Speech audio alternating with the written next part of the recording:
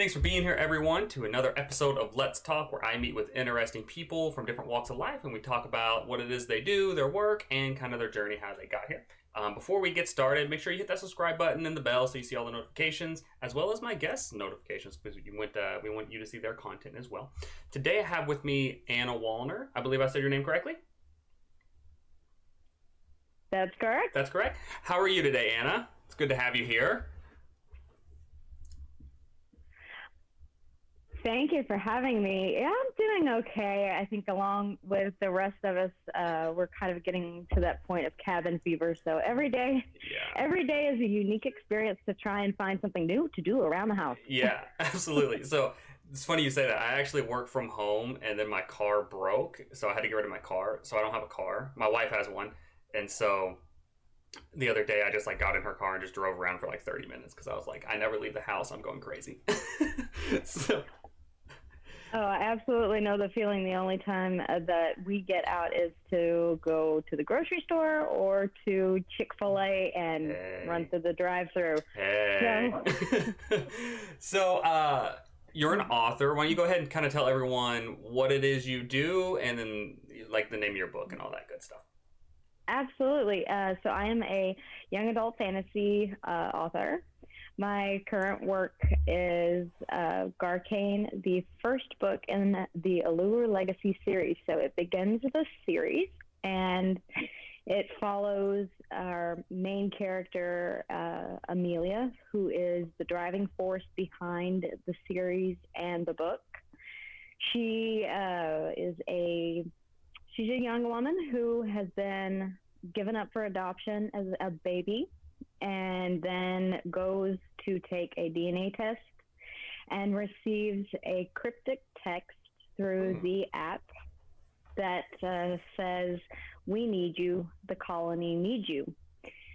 And that sort of kicks off her journey of discovering her family that is actually in Australia. Okay.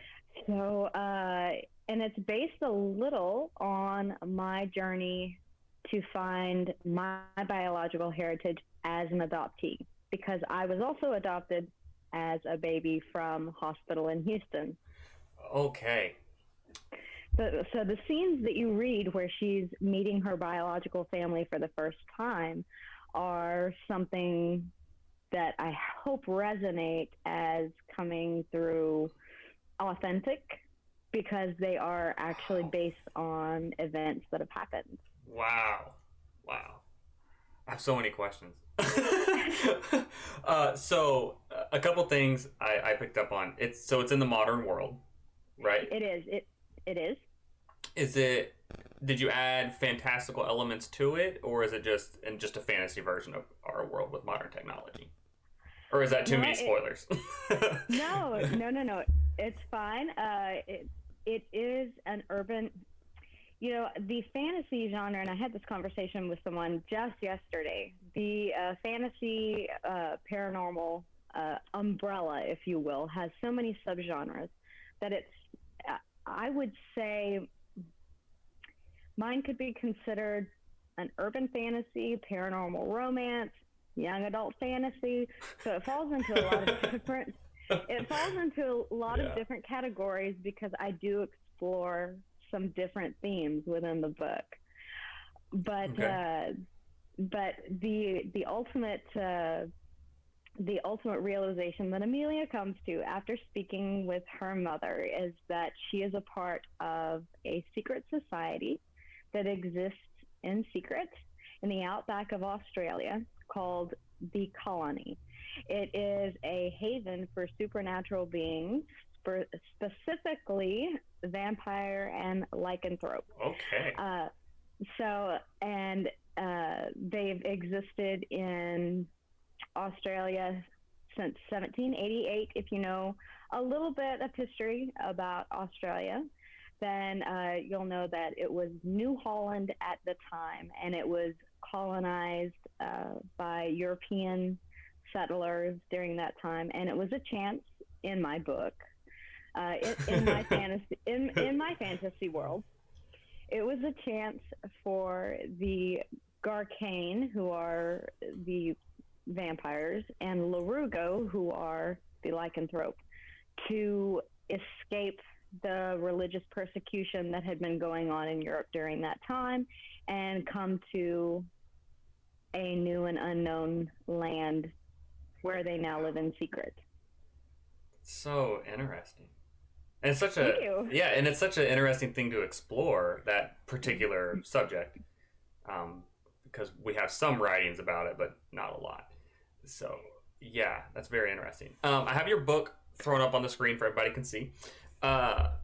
It's a very interesting cover. I like it. It's very kind of just sleek and almost simple, but also not at the same time. Is it? Yeah, Are we talking yeah, about this? same one. Okay. Yeah. I did change covers, and I will tell you why. I actually went ahead and designed. I designed the covers myself. I have a background. I have a background in digital rendering, digital content, digital marketing that I've gained through years of being an executive. And so I actually went ahead and designed the whole series, the covers, and I had to go back and change the first one because the aesthetic for the series, it fits so much better. Okay. Well, we have the black one. Okay. Good. I am interested to see the new one. So whenever you have that, let me know. I'd love to see it. Does the flower hold a significant importance to the story? Oh, good question. Or is that spoiler territory? No. Okay. No. It's more of a representation of Amelia's, because as she makes decisions throughout the book, she's motivated by themes of family. She's been through the foster system, which was not my case. But in her case, she has been through the foster system and never found a family and a place to land. And at this time, she is human. But she's faced with the proposition and the decision to change that. And so this flower, the representation is a very sort of naive and feminine, because it does follow Amelia. She is not a weak character. She is a very, I wanted to try and write for the strong-willed and independent young women of today, because the characters that we've previously seen in young adult fantasy sort of take a back seat in the narrative as far as young women are concerned, and I did want to change that with Amelia. Interesting. So before we might dive into questions that might be spoiler. So before we do that, where can people find your books, just in case they want to stop now and check out your and get your book before we dive into anything that may be considered a spoiler? Thank you for the warning. Yeah. Yes. So yeah, most of that is, and you do find out in the first chapter. I did not hide it. Amelia is she is she is Garcane, so she does make the decision to transition. It's the journey that leads up to that you will read after the first chapter is, how did she get to this point? How did she become Garcane? And so the fact that she did make that decision is not a secret, but the journey that led up to it is kind of. So, but it is available now for pre-order. I have it on my website, all of the different formats, including a special edition signed version. Ooh.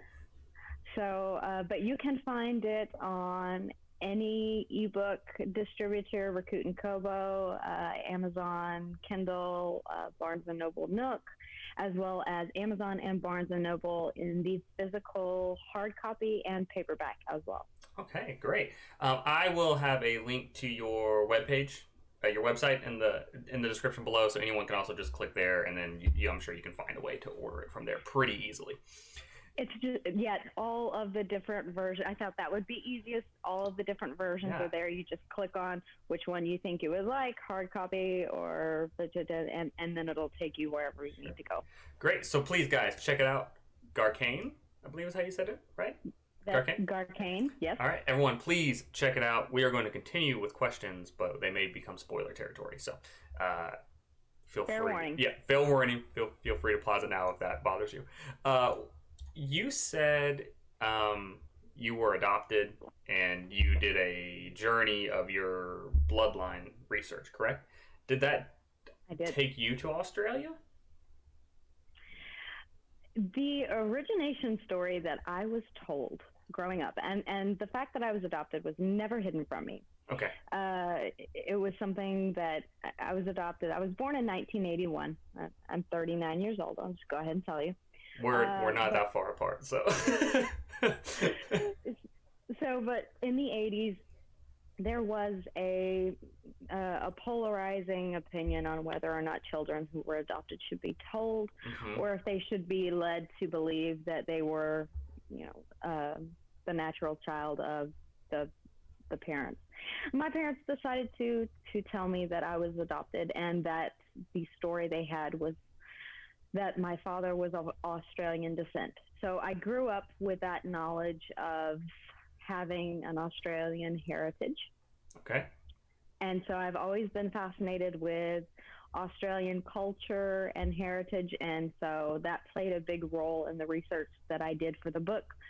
Some of the Aboriginal customs, you'll see a bit of that in the book, and of course, Perth, Australia is one of the locations that's included in the book, but Uluru is actually the Aboriginal or native name for what Americans would call Ayers Rock.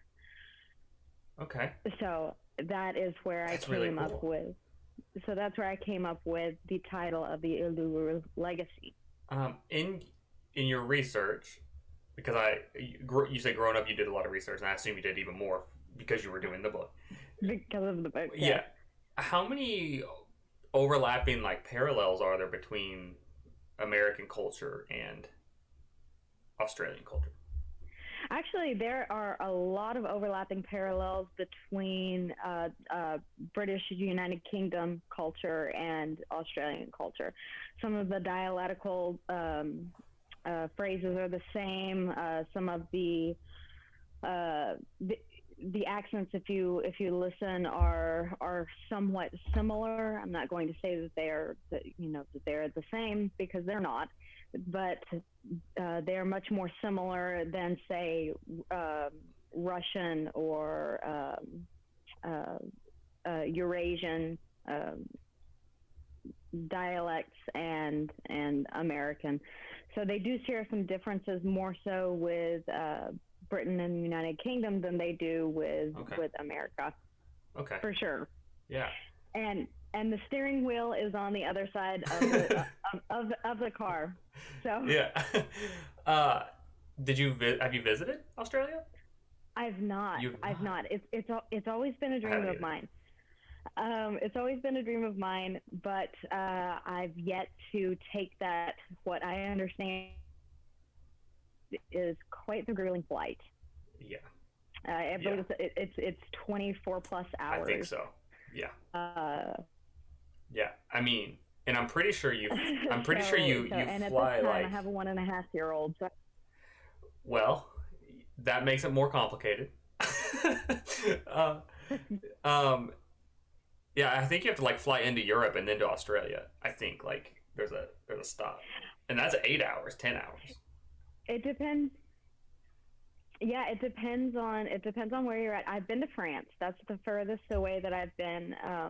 I did an immersion program in Paris my senior year of high school, and that's the furthest I've been. And I believe that was an 8-hour flight from Chicago O'Hare. Okay. So I live in Houston, and there are no direct flights from IAH to Australia, so there are quite a number of stops and layovers that one would have to endure to get there. So I haven't just... You haven't made that plunge yet. No. Well, I hope you get to, especially like, you know, with your upbringing and your heritage and everything. I can imagine you definitely would love to see it. And going into the book, I would. Yeah, lichens and vampires. What made you choose them, rather than doing something else? Well, this is the second series that I've done. I did a middle grade fiction fantasy series, the Enrovia series that I wrote for my daughter, which was based on a question of do all dogs really go to heaven? What happens after animals die? And it takes you into a fictional realm where animals go after they leave us here on Earth, and it explores the different islands on which they live depending on which category they fall into. And so fantasy is something that I've continued to write, but specifically I wanted to take my adoption story and really go wild with it.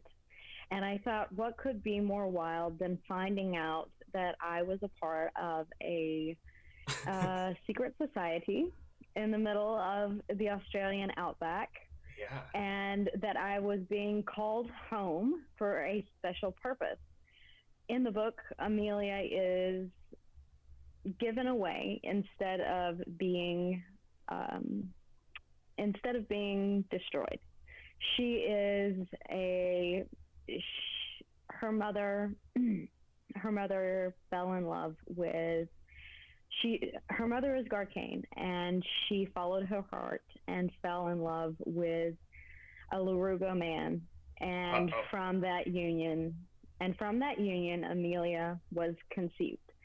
So pack laws dictate within the Larugo pack that a child that is born of both Larugo and Garcane is not allowed to survive because of Amelia's status, her family status, who are the original settlers in the Uluru colony. She's given away instead of being killed. So it's only by that grace that she was allowed to survive. Dang. What a situation to be in. and so very, very far from my adoption story. Yeah, you didn't find out that you were part vampire or part werewolf whenever you were doing your history search? I cannot confirm nor deny. Yeah.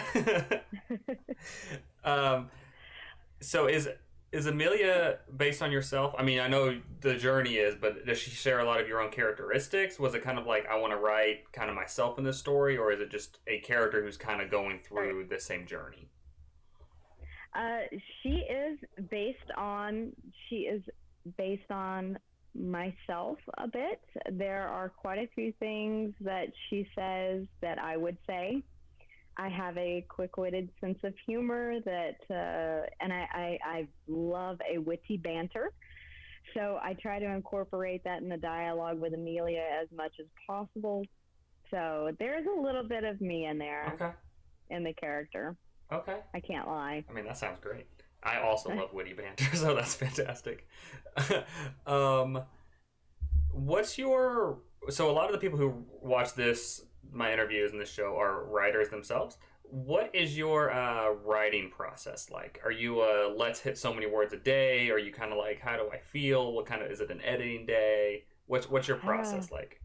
I assume it changed a little bit since you have a 1.5-year-old. I was going to say, the fact that I have a 1.5-year-old makes things definitely interesting whenever it comes to finding time to write. I don't hit a specific goal. I don't try and put myself in that, but I am a pantser. So I have these moments of inspiration, which I run with. So if the time of day and the situation allows for it, then I am there at the computer getting those thoughts down. Okay. How many drafts did you do of this book? I don't. Sorry, I have something in my. I guess it's allergies are driving me crazy. I'm sorry, guys. It happens to all of us. We've all been there. I for just to prove that I'm a real. I have Kleenexes in my pocket because my nose has been running like crazy today. But for Garcane, I went through. I want to say at least 12, 15 different drafts, and I think, and I did use beta readers as well that I selected from my target audience. That's something that I want to encourage all authors to do, is to get beta readers who are in your target demographic, because I've received a lot of fantastic feedback from the people who would potentially read my book. And if that's the demographic that you're wanting to read your book, then their opinions are invaluable. Yeah, I know a lot of people, they'll do one and then like they'll skim their book and like, oh yeah, this is good, and then don't do that, and then they publish it and then it's not necessarily industry standard. Editor, and in lieu of that, a good critique partner who is not afraid to be honest with you. Mm-hmm. And then beta readers. When I agree, and know that their critiques are not attacking you, and if they are, you need someone else to read it. You need people who say this story could be better, and here's some things where it can improve. And there are some amazing things that I've been able to incorporate that I might otherwise not have thought to do, that were suggestions from beta readers from my beta group. So, how big is your beta group? Sorry. 10. 10? That's a good number. 10. I try and keep no more than 10 because it gets a little muddy on the varying views and opinions that they have. Sure. So you don't want too large of a pool of opinions, because that's you can have some vastly different opinions. You kind of want to keep your group small. So you went through 10 to 12-ish drafts. Were you looking at specific things on each draft, or was it just let's skim it, see if I see anything? And you're looking at places where obviously people notated stuff, but right. In the beginning, I would say 5 or so read-throughs myself, and that's chapter by chapter, and then line by line, and then once I have that down, then we start thinking about the story as a whole. Okay. And that's when I go to the next step of the critique partner and the beta readers, because I don't want to give them something that is so rough that it's difficult for them to get through. Yeah. So I think that's the right thing. You definitely want them to be able to read the story and give you point out the things that they notice, not just like, hey, this sentence is a little wonky because you didn't read it enough. What are some of the things that, looking back, what are some things that stood out in editing that you noticed you did repeatedly, that you kind of worked on, that maybe others might have the same issue? Does that question make sense? Yeah. I would say the very small things, because once you're so close to a fluid, you'll miss out on very simple things. Okay. What are some examples of the simple things?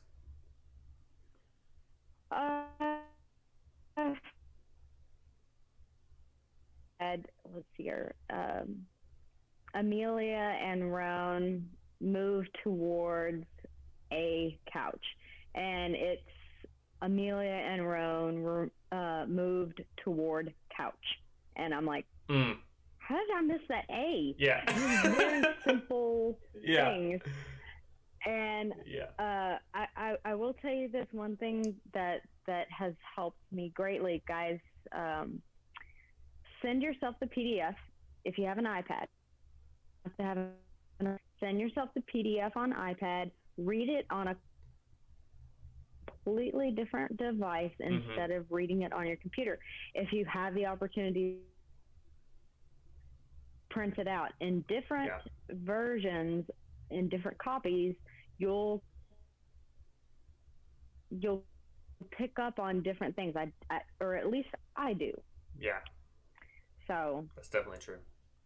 That's definitely true. I don't know if that'll work for everyone, but for me, it helps to have different formats. Did you read aloud at all?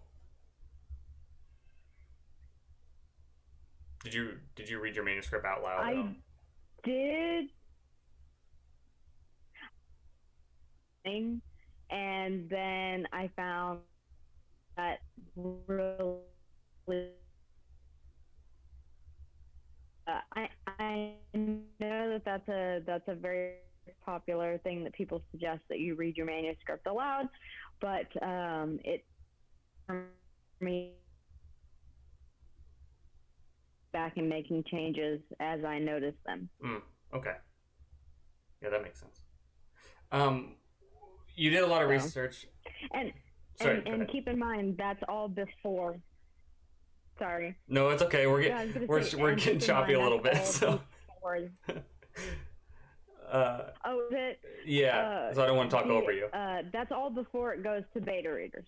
Okay, and then once you do beta readers. Before it goes to beta readers. So. And then once you do beta readers, you're just looking at their notes. Once I do beta readers. Yes, exactly. I'm looking at their notes, and then I'm deciding as an author what I do want to incorporate, because I know where. See, this is I've already written the second and the third book. They're in editing right now, so I know where the story is going. You as a reader may not know where the story is going, so I may take you someplace that you don't like for the moment, but you have to trust me that I'm going to make it up to you. When does this book come out? I know you said it was in pre-order. When's the release date? June 25th. June 25th. So, okay. So it's a little ways away yet. Yeah. And that's something that I learned from having released the first series that I did. I did not do a long pre-order. I would highly recommend doing an extended pre-order period, because it gives you the chance to market.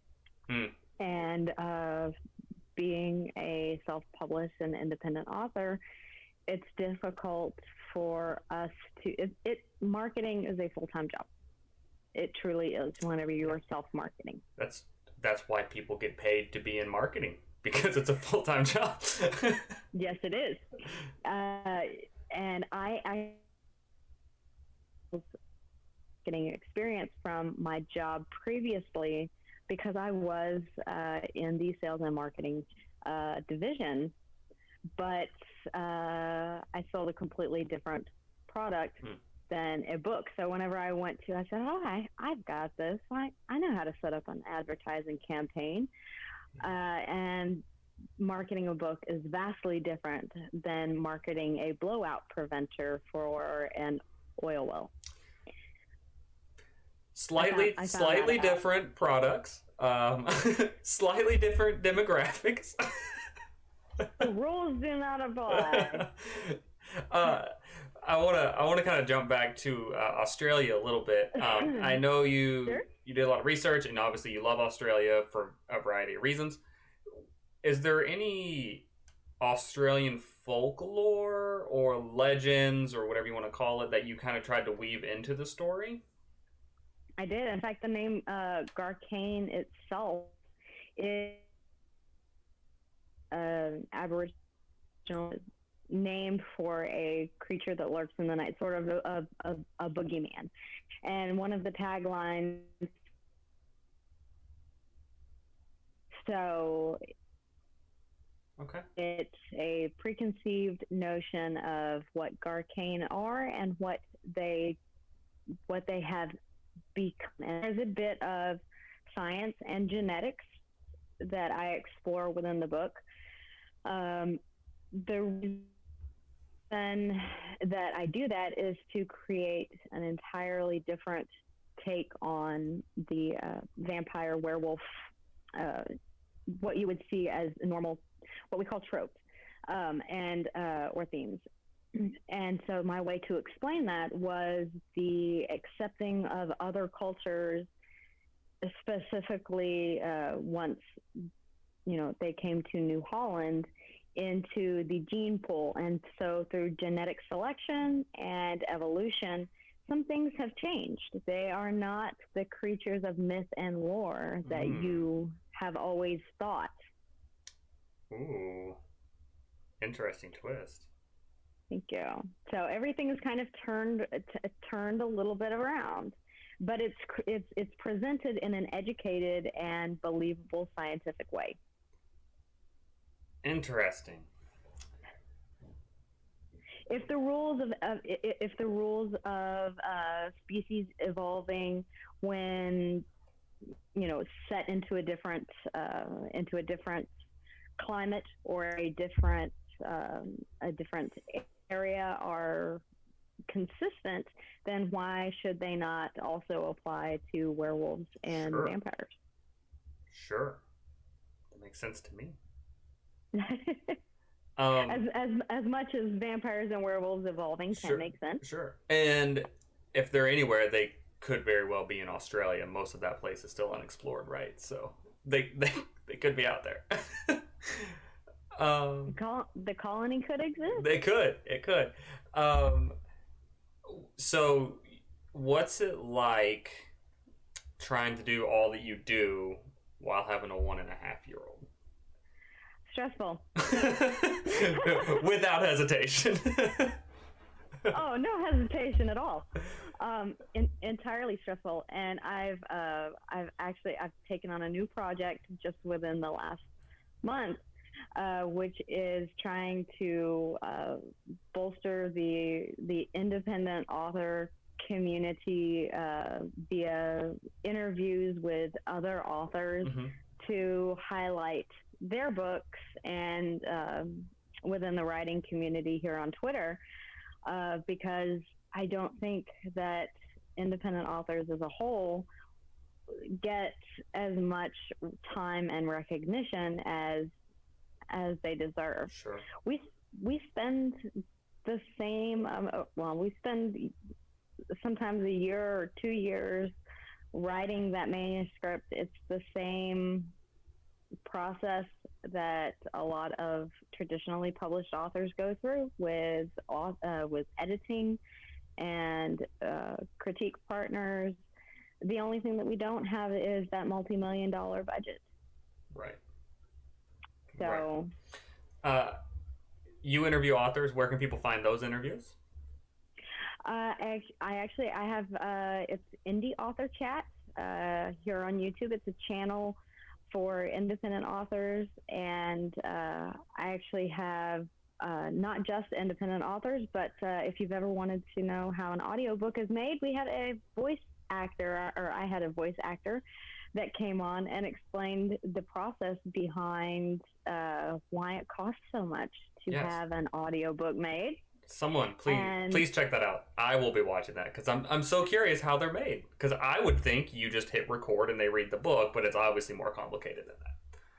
Her name is Tony Plattis. Okay. Tawny Plattis, and she is fantastic. She breaks it down. She's a voice actor in California, and she breaks it down exactly how she does audiobooks, and it takes 6 hours, production hours, for one finished hour that you would listen to. What? So yes, I was shocked. You'll see my face. I'm like, are you kidding me?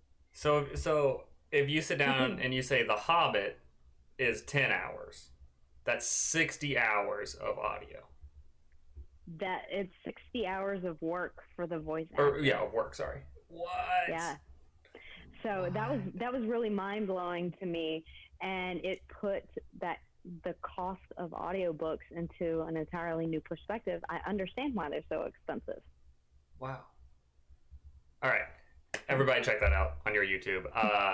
If you give me a link, I'll put it in the description below so everybody can look down there and find it. Find your YouTube, and then we can find the video. That's incredible. But I do that because I think that every independent author I'm so about boosting other people up, because I don't see anyone in the writing community. We're all collaborators. We're inspiration for each other. We are sounding boards. We are the people that I turn to whenever I have a question about something. You know, I want to foster that building people up thing. So that's why Absolutely. I do what I do. Yeah, I've met some really amazing people in the writing community on Twitter. Fantastic authors too, and fantastic books that I would have never known about. Right. And that's what I want people to take away from the Indie Author Chat channel, is finding that author or that book that you never knew about. Yes. Everyone check out those chats. I bet they're really, really interesting. Book 2 and 3 are written in your story, in your journey here with They are. Is that the end? Is it just 3 books, or is it going to keep going?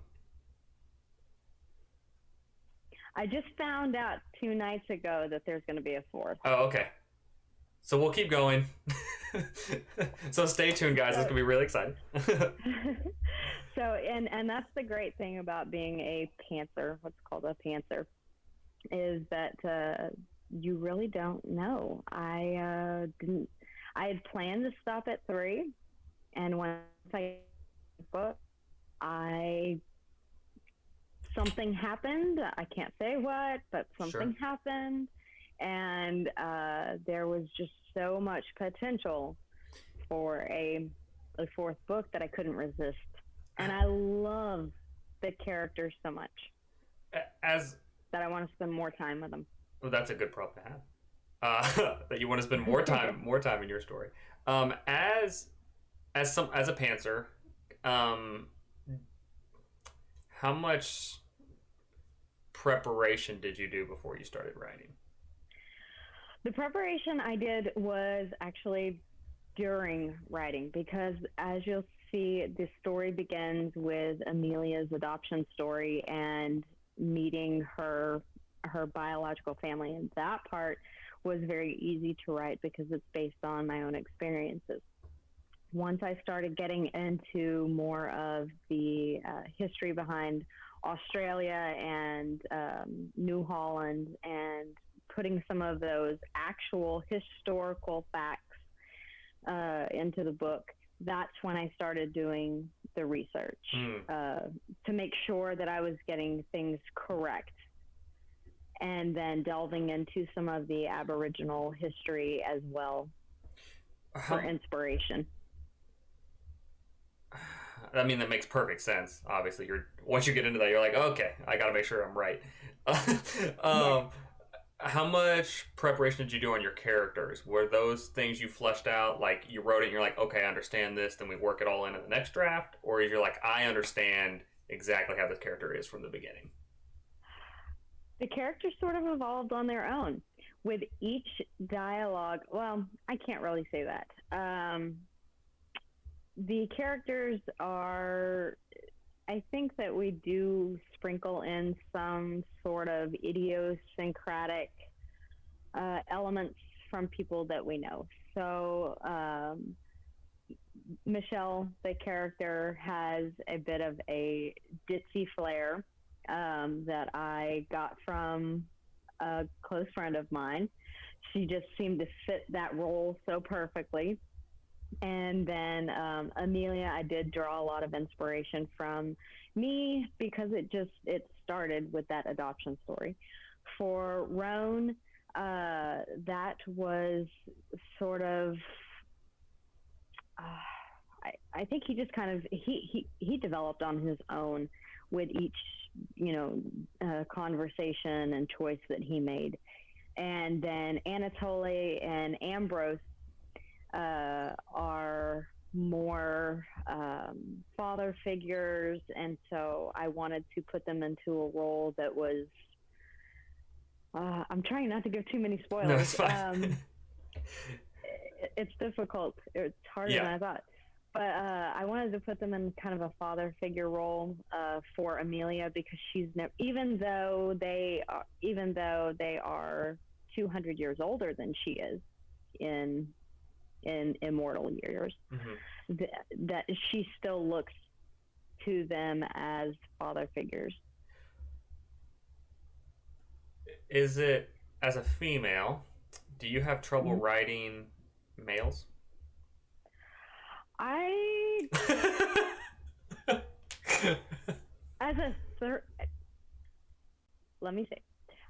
a 39-year-old woman who has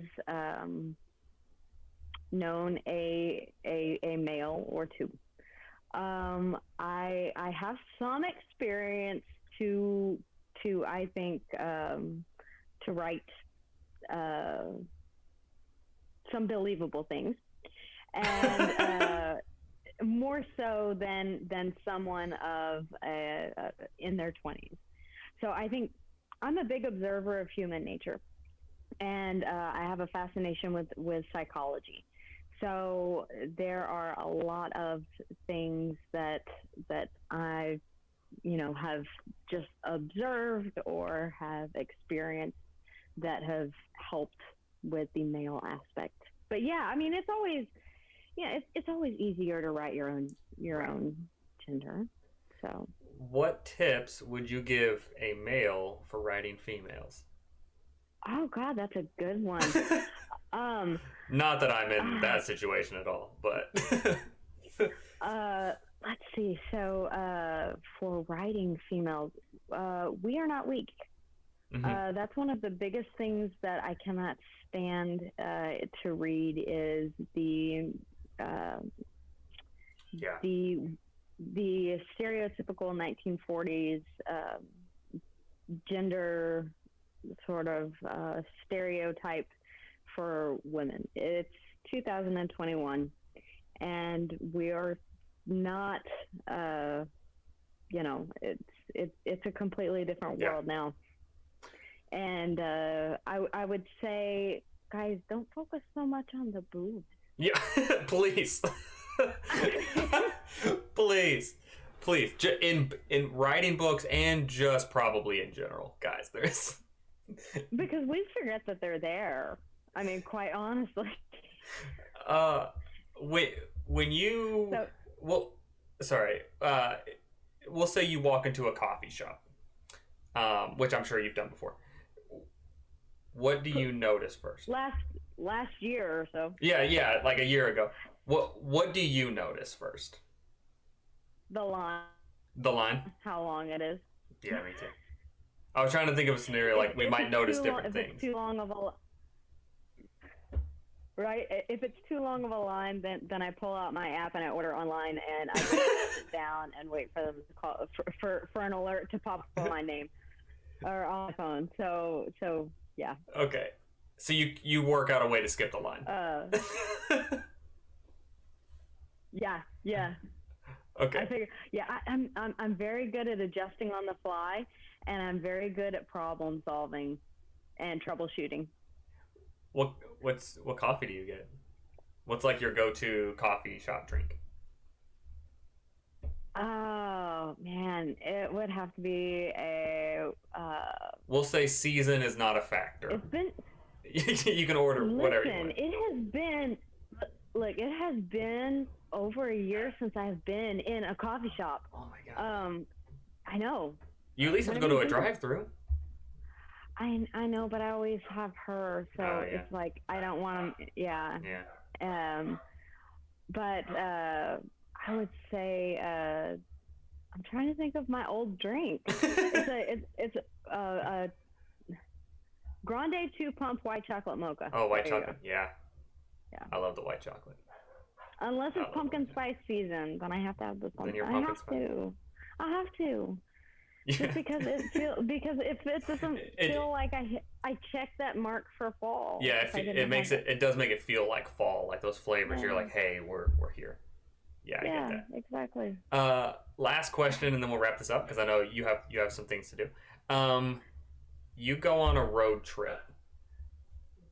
What's your playlist? What's on that playlist for you? Oh God, you guys would be so freaked out by my playlist. It's all over the it really is. It's all over the place. So I grew up with my dad pumping Creedence Clearwater Revival, Blue Oyster Cult, and then in my 20s, definitely I went to 3 Ozfests, which you would not think of me. I would not have guessed. Nope.